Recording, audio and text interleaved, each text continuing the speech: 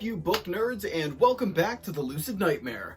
I'm your host, as always, Jay Schatzer, and it is time that we're taking it back to the paperback, comparing both a novelization of a movie and the movie itself. And today, the particular movie that we're talking about is going to be the 1933 awesome fantasy adventure flick King Kong, and its counterpart, the 1932 published book, King Kong.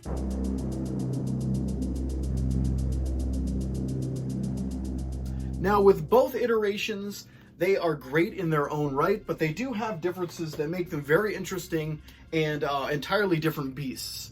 So the 1932 novelization really focuses a lot more on the character moments, the interactions between them. For instance, like Ann Darrow and Driscoll, they have a more fleshed out love story. Denham has more of a backstory and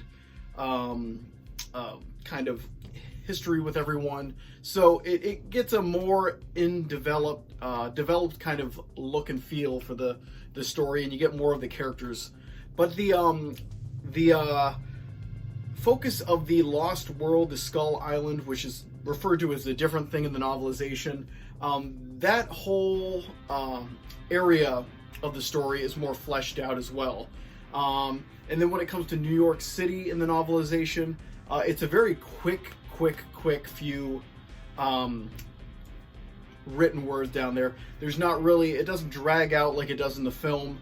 It's a very quick and you miss it kind of thing, which I kind of appreciate more, because I'm more of the prehistoric adventures, what I'm really get wrapped up in when I watch the film and when I'm reading the story. So the novelization is different in that aspect, so it's kind of neat to see that all played out.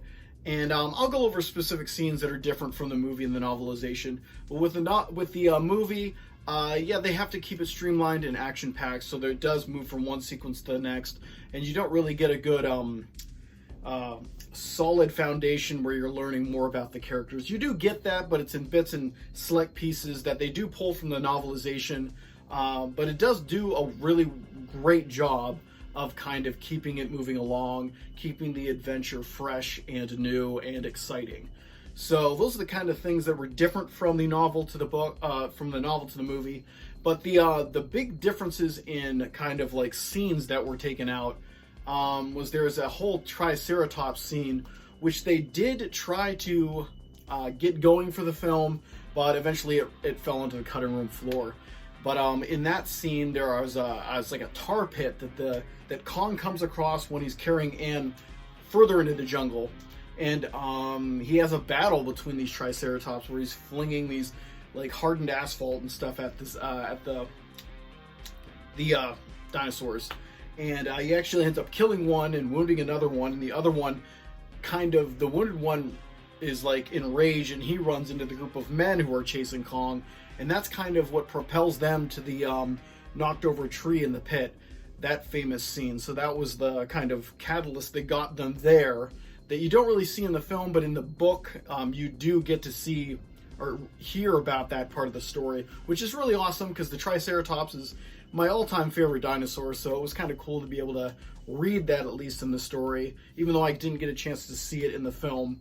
But from there, that's where another scene is kind of taken out of the movie, where the men are trying to get across the chasm there, and Kong is flinging them down and shaking the tree, and they end up falling down there, and there are insects and lizards and all kinds of things that descend upon them once they get stuck in the mud down there, which, if you've watched the Peter Jackson movie, he did implement that deleted scene into his film. And it might have gone a little overboard in his parts, but it was nice to kind of see that from the novelization make its way into Peter Jackson's work. But that was a really cool scene to read and see the original implications. I don't know why I can't say that word right now, of them falling into the pit, not just to their death, but into a gruesome death, because it does get into kind of gruesome detail in the book. It's really cool. I know there's a creature that comes up, like a lizard creature that's trying to get at Driscoll, but it's not In the book, it's actually a giant spider that's coming up, and he has to kind of fend it off. So that was a little slight difference. But yeah, like most of the rest of it is very streamlined and similar.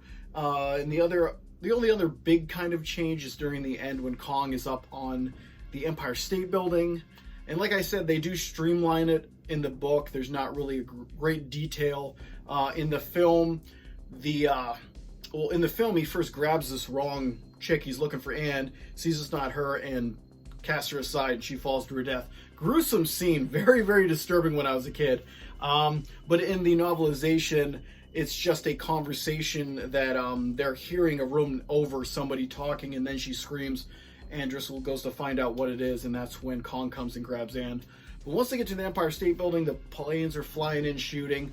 There's a slight difference where Kong doesn't just fall from the building after getting shot so much and losing so much blood. He actually jumps and tries to reach and kind of misses the ledge and falls to his doom. So it's just a slight, little change there, but it doesn't add too much of a difference.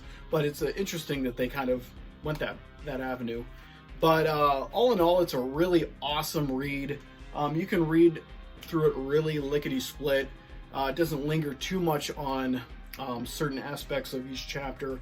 It really kind of moves along, just like the movie moves along. So it's a good companion piece to the film, and definitely recommend it. If you like some light reading and love the adventure story of King Kong, yeah, this is definitely a recommendation. It probably just took me 2 different separate nights to kind of read it, 2 or 3. And I wasn't really hunkering down reading. I was just kind of reading it casually. But yeah, both awesome stories that need to be checked out because they are classics. And just an amazing cinematic achievement and storytelling achievement, conceptualized by Edgar Wallace and Marion C. Cooper. Cool stuff. But yep, that will be it. So hopefully you enjoyed that video, and make sure you want to go read the book yourself, and maybe pop that movie back in that you haven't seen in years and years, and appreciate the awesome greatness of the flick. But I'll see you guys later at the next Lucid Nightmare. See ya!